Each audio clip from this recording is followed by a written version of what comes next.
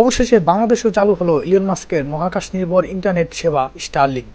নতুন এই প্রযুক্তি আমাদের দেশের জন্য কি কি সম্ভাবনা নিয়ে এসেছে, কারা ব্যবহার করতে পারবে, দাম কত, আর এর ভালো মন্দ দিকগুলোই বাকি। চলুন বিস্তারিতভাবে জেনে নিই।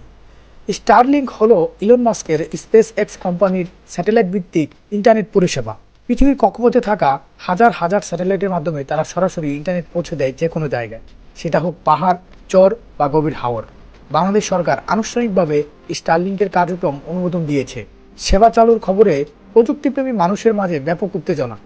স্টারলিংক ব্যবহারকারী প্রতি মাসে মাত্র 4200 টাকা ফি দিতে হবে। প্রথমবারের সেট খরচ পড়বে মাত্র 47,000 টাকা। কারা ব্যবহার করতে পারবে?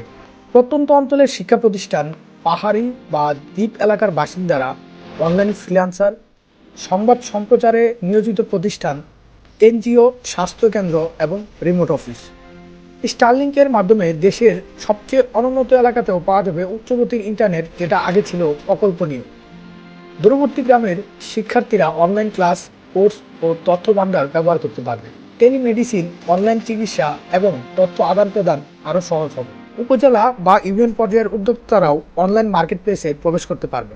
এতে ডিজিটাল বিভাজন কমবে। যারা এতদিন ইন্টারনেট সেবা থেকে বঞ্চিত ছিল, তারাও এখন থাকবে ডিজিটাল দুনিয়ার অংশ।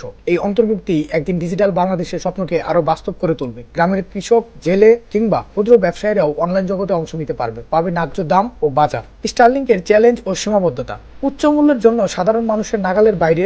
শহরে যেখানে ফাইবার ইন্টারনেট 1000 টাকায় পাওয়া যায়, সেখানে 4200 টাকা অনেক বেশি। শক্তিশালী বিদ্যুৎ বা সোলার সাপোর্ট ছাড়া টেকসই ব্যবহার অনেক কঠিন। সরকারের নীতি নির্ধারণে জটিলতা ও লাইসেন্সিং প্রক্রিয়া সমস্যাপেক্ষ হতে পারে। বন্ধুরা, স্টারলিংকের আগমন বাংলাদেশের ডিজিটাল ইকোনমিতে নতুন এক দিগন্তের সূচনা। বিশেষ করে যেসব এলাকা এখন অনলাইন সংযোগের বাইরে, তারা এখন ডিজিটাল ব্যবস্থার মূল ধারায় আসতে পারবে। সরকার যদি এই প্রযুক্তিকে সঠিকভাবে নিয়ন্ত্রণ ও উৎসাহ দেয়, তাহলে ভবিষ্যতে এর দামও কমে আসবে এবং আরো বেশি মানুষ উপকৃত হবে। আপনি কি এই সার্ভিস নিতে আগ্রহী?